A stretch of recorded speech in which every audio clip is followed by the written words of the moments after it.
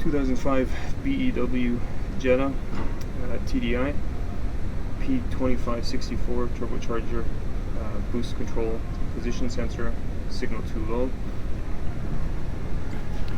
Position sensors on the turbo vane actuator pod, and taking a closer look at the wires here. That yellow wire looks like it's kinked.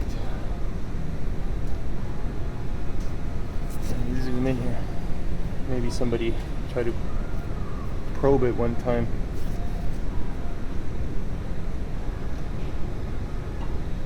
It's hard to see. Oh, there's a good angle there. So I think right where this flex is, that's where it's, right where this loom is flexing, that's where it's kinking the wire. Fix the wire and the code should be gone. How old is it? It's from 2002, but it's 100. The original belt for sure. 111,000.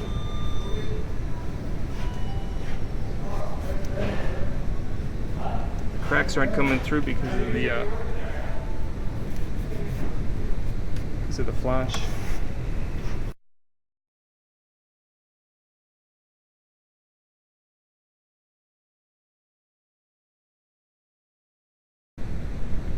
Somebody once asked me what is under this yellow cap on the brake fluid reservoir. If you take a look, there's two little plastic pipes, and basically they're used for draining the reservoir. So you just pump up vacuum and you can evacuate the brake fluid out of there. Obviously Audi and Volkswagen have a special tool for that. This is what I use, and you can safely remove all the fluid with a vacuum pump.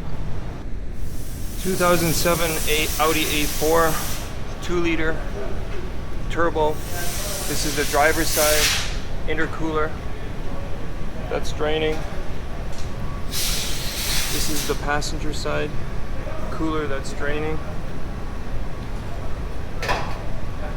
And I've said it before, some oil is normal, but when it gets excessive, that's a sign of probably turbo seal or a PCV issue.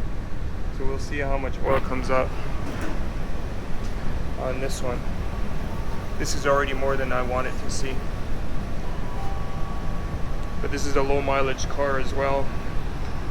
Customer doesn't drive much, so I don't think the RPMs get up to take all that oil into the intake, so it just collects in the intercoolers. The passenger side already stopped dripping, so I'll put a plug back in it.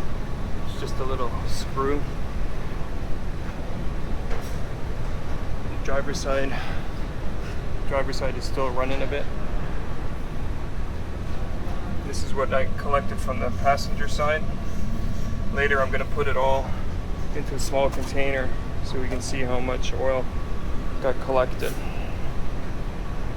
So it's definitely worth checking these intercoolers for oil buildup every oil change. Passenger side, I just drained out into this little container. This is a Gatorade 900 some odd milliliter drink bottle. This is the driver's side.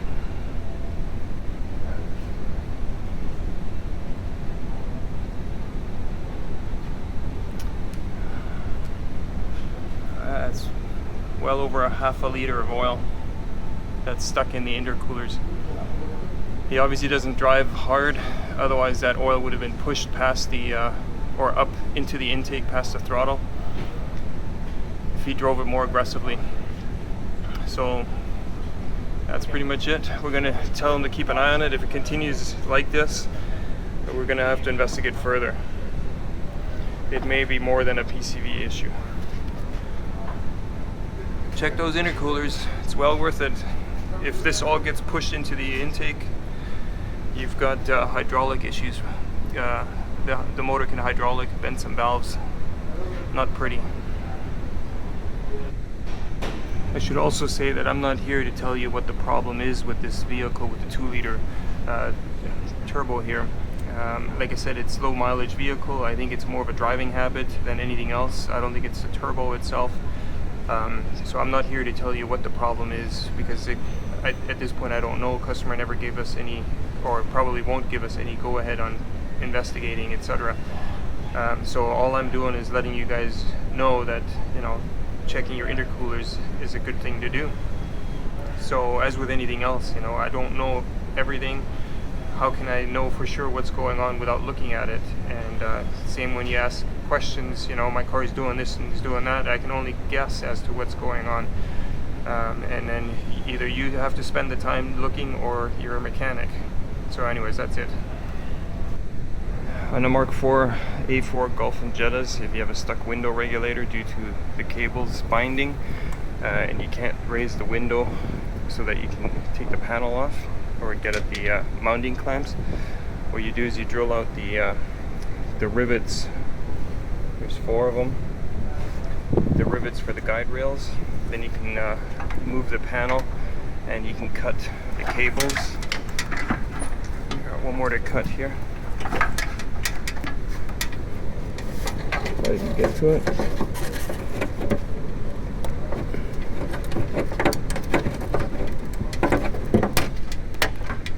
after you cut that, you should be able to move the window up so that you can take the door latch out. It's a bit of extra work, but it's doable. To replace a illumination bulb for the heater panel, what you do is you take a vacuum hose and you stick it over the bulb, and then you apply vacuum, and then you just pull the bulb out on the hose. Sorry, working with my cell phone here. To install it, put the new hose at the end of the vacuum hose, the new bulb at the end of the vacuum hose, push it into place, turn the lights on to make sure it works. After that, you want to pump it up, apply pressure with your vacuum pump,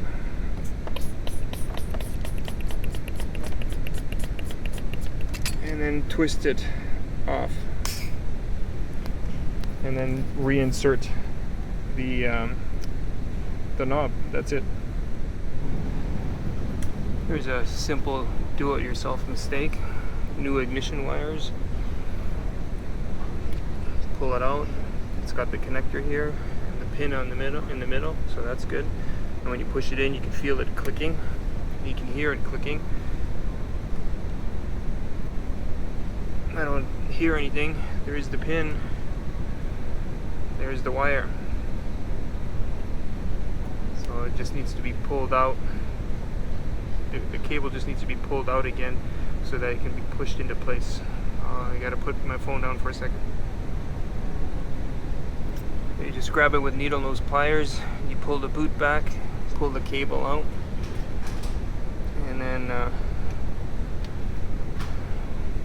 it's too short.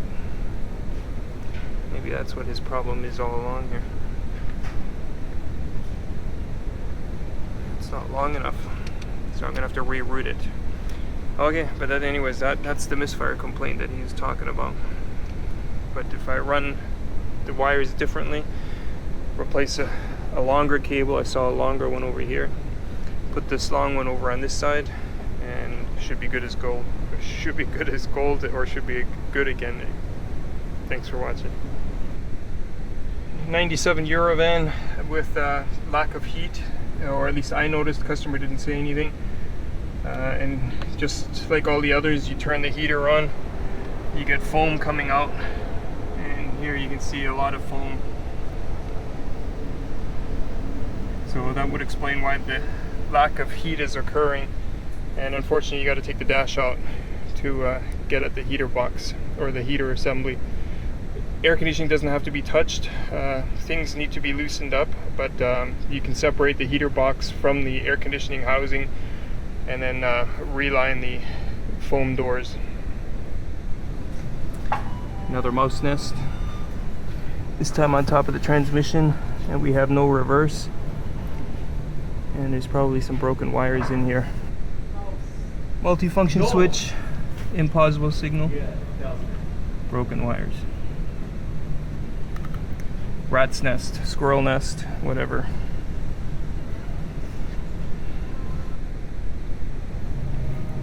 Another fine hack job, all done. Good as new.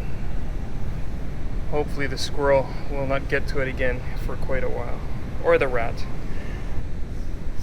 This is the one that had the chewed up wiring, but it also had a secondary air fault code. So we're just running the secondary air right now. Just do an output test and you see the hose is cracked.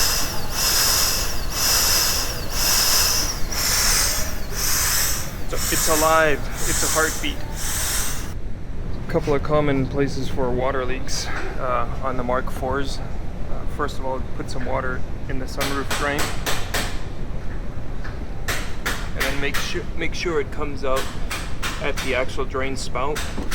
Cut the spout if it still has that, you know, the duck beak.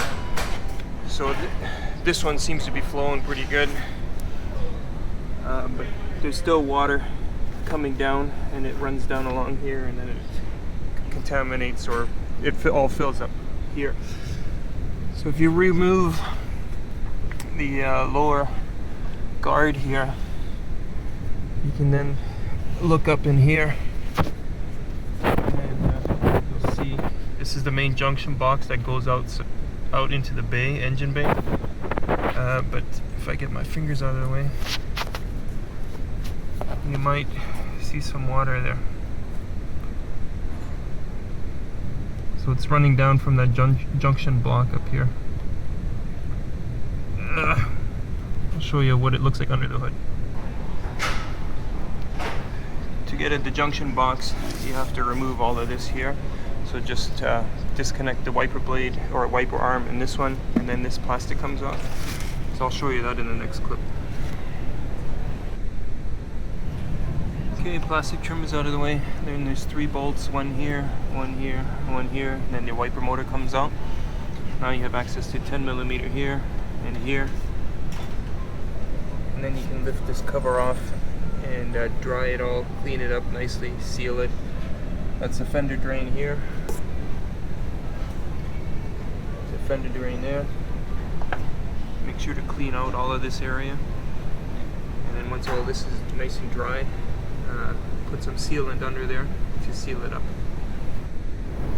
I always get emails about torque specifications. Hey dude, can you send me torque specifications?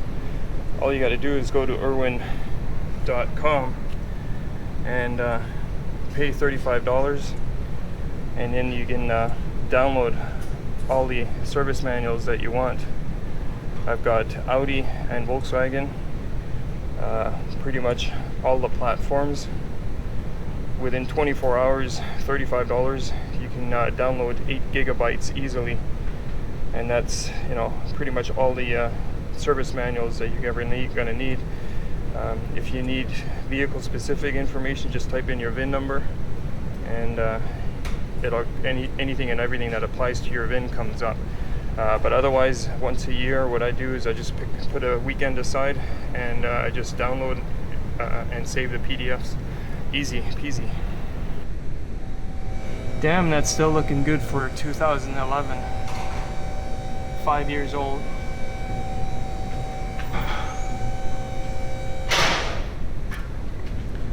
That's my way of doing the when the end breaks free, push the hose over farther, clamp it with 3 clamps, and then put a spacer in, because the hose obviously is short and you got to cut the hose.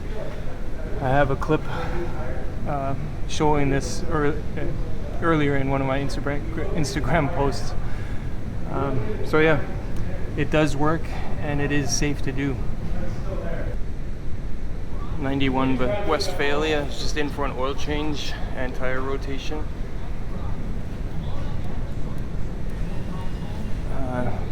Worn ball joint, and back here on the shifter, you look at the nut and you see that moves. So people always like to get oil change cheaply done at, you know, at Jiffy Lube or whatever you want to go call them. But would those guys catch this? I'm not trying to toot my own horn. I'm just saying that if you take your van to a Volkswagen place, they know what to look for, common issues, and they catch them before things get out of hand. If this comes loose even more, it can strip the teeth or the splines, and then you need more parts replaced rather than just tightening a nut. The first step before having to replace parts is just to add some washers, and you can see it's nice and tight now. Everything moves correctly. This piece moves with the shaft at the same time. Before it didn't.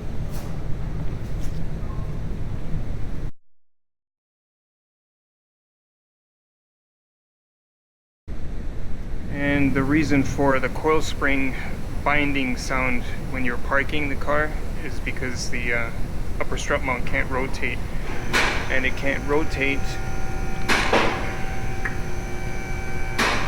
because the bearing is rusted solid.